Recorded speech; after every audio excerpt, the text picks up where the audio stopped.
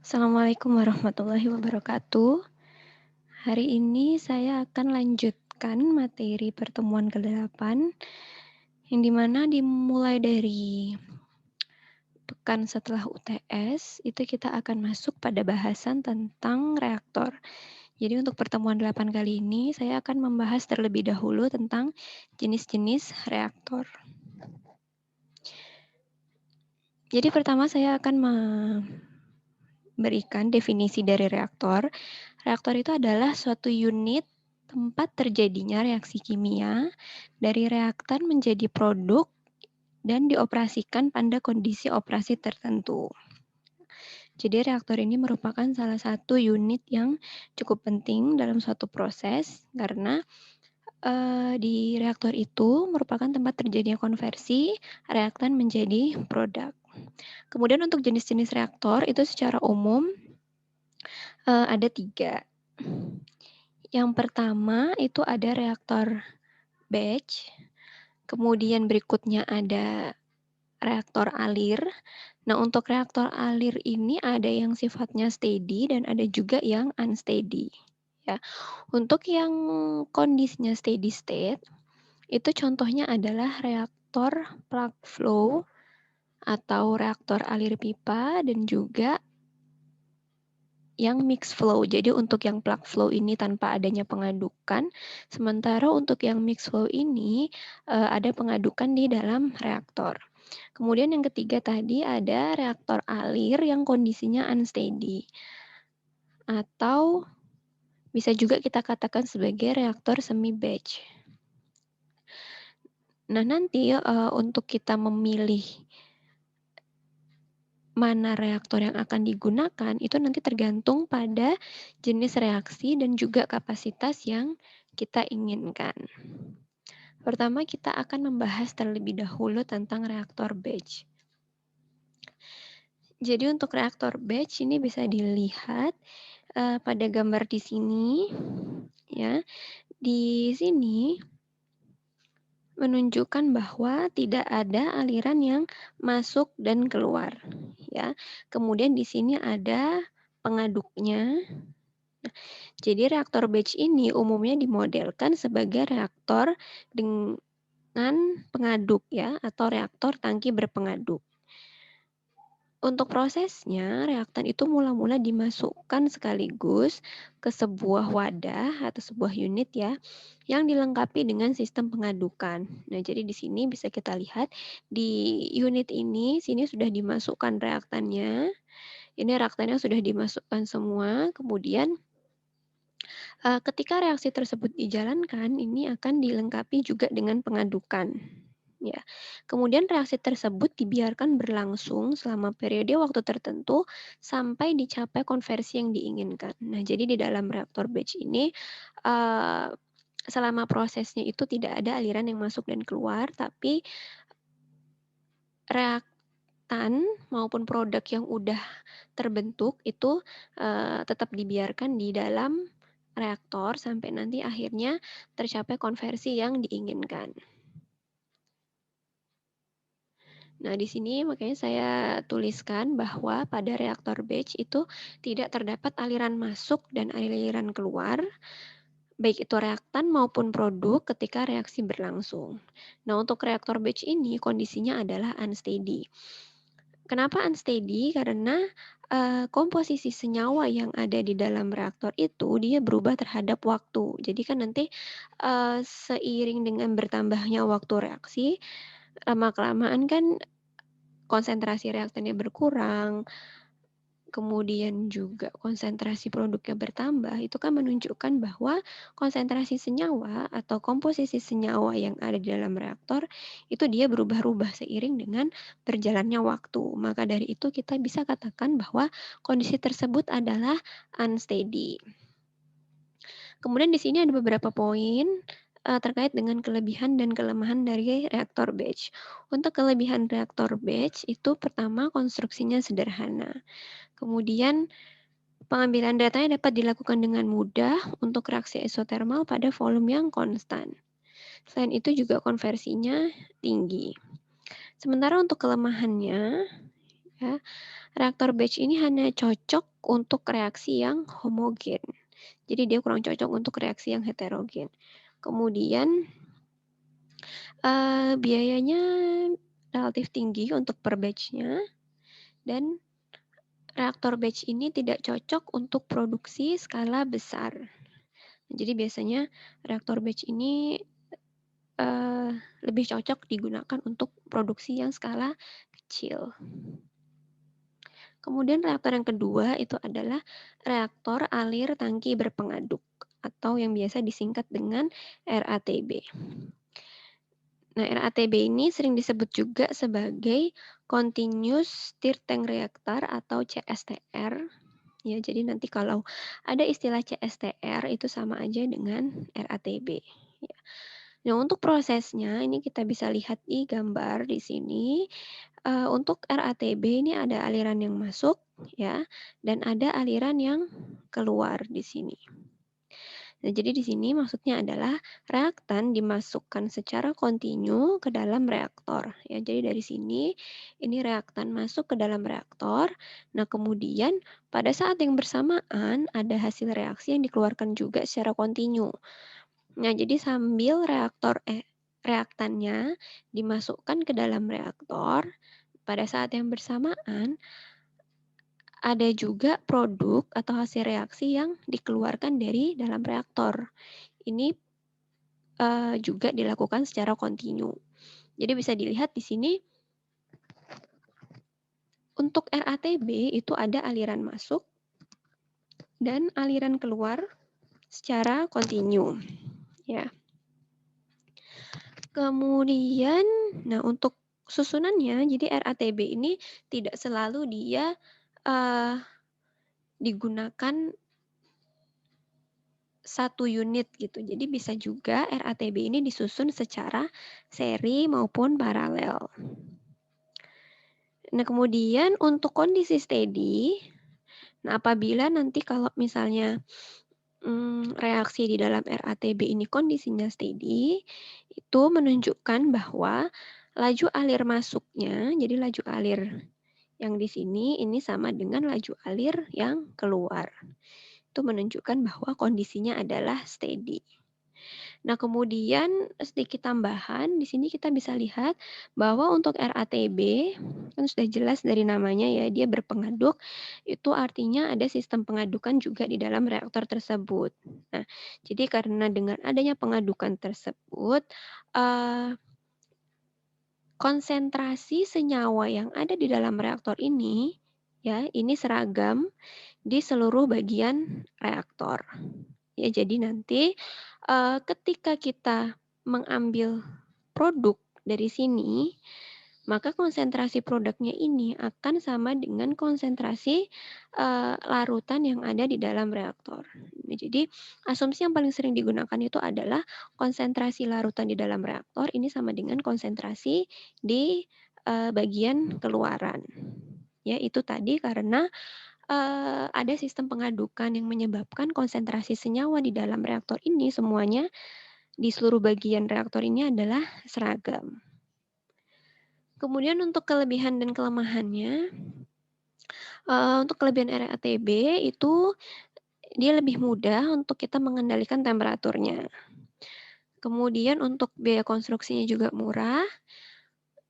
Lalu RATB ini mempunyai kapasitas panas yang besar dan bagian dalam reaktor ini relatif mudah untuk diakses. Kemudian untuk kelemahan RATB dilihat dari konversinya. Jadi untuk konversi reaktan menjadi produk tiap satuan volume reaktor itu relatif lebih rendah jika kita bandingkan dengan reaktor alir lainnya. Kemudian untuk reaktor yang ketiga ini juga masih reaktor alir ya. Jadi tadi kan yang pertama ada reaktor batch, kemudian tadi yang kedua RATB, itu reaktor kontinu atau reaktor alir. Kemudian yang ketiga ini juga reaktor kontinu ya, tapi dia bentuknya berupa pipa atau biasa kita sebut sebagai reaktor alir pipa atau RAP. Nah, RAP ini disebut juga sebagai plug flow reactor atau PFR. Nah, reaktor jenis ini merupakan unmixed flow reactor. Jadi, untuk RAP ini dia tidak ada sistem pengadukan, berbeda dengan RATB yang tadi ya. Kalau RATB tadi ada pengadukan, sementara untuk RAP dia tidak ada pengadukan. Tapi sifatnya masih kontinu, jadi ini masih reaktor alir juga sama dengan RATB. Kemudian pada prinsipnya fluida itu mengalir di dalam pipa. Ini kan karena reaktornya itu berbentuk pipa gitu ya. Fluida mengalir dalam pipa dengan arah sejajar sumbu pipa. Nah, jadi kalau misalnya kita lihat di sini, ini misalnya reaktornya. Reaktornya kan berbentuk pipa ya. Kemudian untuk kecepatan alirannya ini di seluruh bagian pipa ini sama kecepatannya. Nah, di sini ada reaktan yang masuk. Kemudian di bagian kanan ini ada produk yang keluar.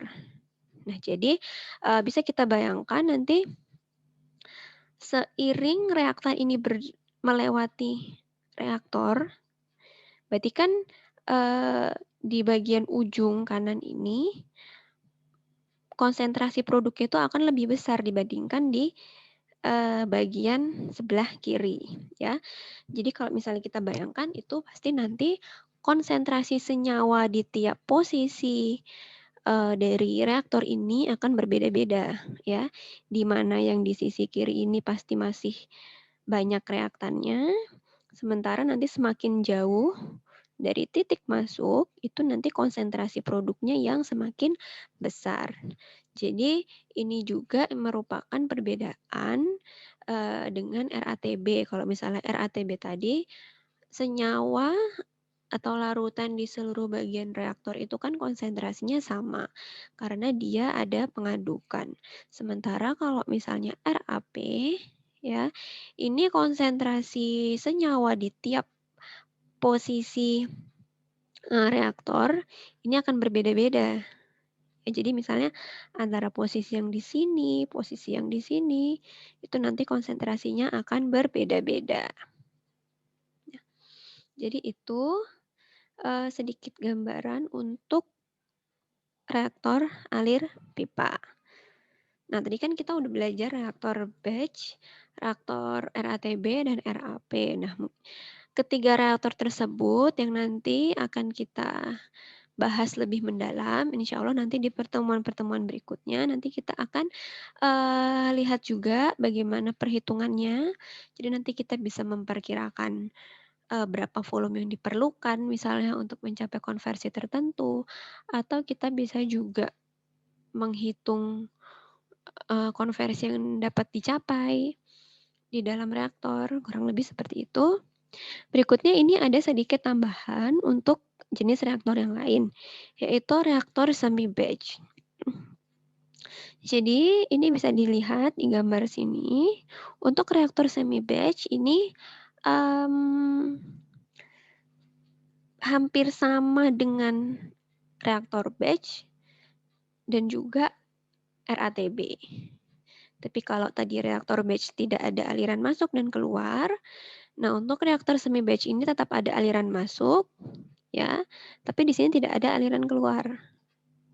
Untuk bentuknya sebenarnya sama, ini umumnya berbentuk tangki berpengaduk. Nah, kemudian untuk tahapan prosesnya, ini sebagian reaktan dimasukkan ke dalam reaktor. Jadi pertama-tama ya, misalnya kita punya satu jenis reaktan. Pada mulanya kita masukkan dulu sebagian ke dalam reaktor. Nah, kemudian sisanya nanti dimasukkan secara bertahap ya. Bertahap secara berangsur-angsur seperti itu. Tapi produk reaksinya itu kita biarkan di dalam reaktor. Jadi tidak ada pengambilan produk secara kontinu ya. Atau bisa juga kalau misalnya kita punya reaktan yang lebih dari satu, kita masukkan dulu satu jenis reaktan tersebut, kemudian nanti untuk reaktan yang lain kita masukkan secara kontinu. Nah, itu juga bisa. Atau bisa juga nanti yang di ambil, jadi atau bisa juga misalnya kita punya reaktan, itu seluruhnya kita masukkan dulu ke dalam reaktor, ya kan. Nah, nanti hasil reaksinya bisa kita keluarkan secara kontinu sampai tercapai konversi yang diinginkan. Jadi yang paling penting di sini adalah untuk reaktor semi batch itu, eee, arus atau alirannya itu hanya ada satu, bisa di bagian reaktan, bisa juga hanya di bagian produk, ya. Jadi kalau misalnya, eee, pada mulanya di dalam reaktor ini sudah ada reaktannya, berarti kan nggak ada aliran masuk. Nah, nanti yang alirannya itu ada di aliran keluar, di mana kita mengambil produknya nanti secara kontinu. Nah, itu juga kita katakan sebagai reaktor semi batch. Nah, jadi itu tadi, eee, saya sudah berikan 4 contoh jenis-jenis reaktor yang paling umum, ya. Mudah-mudahan sudah cukup jelas perbedaannya antara satu reaktor dengan reaktor yang lainnya. Kemudian ini sebelum menutup, penjelasan kali ini, saya mau sedikit memberikan, atau menunjukkan perbedaan antara reaktor batch dengan reaktor kontinu, ya. Untuk reaktor batch yang pertama, dia umumnya lebih baik digunakan untuk produksi dengan volume yang kecil, ya, atau, eee, produksi skala kecil, seperti itu. Kemudian kalau untuk reaktor kontinu, ini bisa untuk produksi dengan skala yang lebih besar, dan dia juga baik untuk produksi jangka panjang. Kemudian untuk biayanya, biaya modalnya untuk reaktor batch ini relatif rendah, sementara untuk reaktor kontinu ini relatif tinggi. Kalau reaktor batch, dia mudah diberhentikan dan mudah dibersihkan, sementara untuk reaktor kontinu dia lebih sulit untuk diberhentikan dan lebih sulit juga untuk dibersihkan. Kemudian berikutnya yang keempat, apabila kita menjalankan suatu proses itu dalam reaktor batch gitu ya, kita akan perlu waktu untuk pengosongan, pencucian, dan pengisian antar batch. Jadi kan, misalnya satu batch udah selesai, nanti kita perlu waktu untuk mengosongkan reaktornya dulu, kemudian harus dicuci dulu, kemudian diisi kembali. Nah, jadi itu butuh waktu berhenti, ya. Sementara kalau untuk reaktor kontinu tidak perlu waktu berhenti. Jadi, prosesnya itu bisa terus-menerus dijalankan karena tidak perlu pengosongan, nggak perlu pencucian, kecuali kalau memang, sudah jadwalnya untuk perawatan atau maintenance. Kemudian untuk biaya operasinya, reaktor batch itu relatif lebih tinggi dibandingkan dengan reaktor kontinu. Nah, untuk operasinya, reaktor batch tadi sudah saya sampaikan dia adalah unsteady sehingga lebih sulit untuk mengendalikan dan kita lebih sulit untuk mendapatkan keseragaman produksi.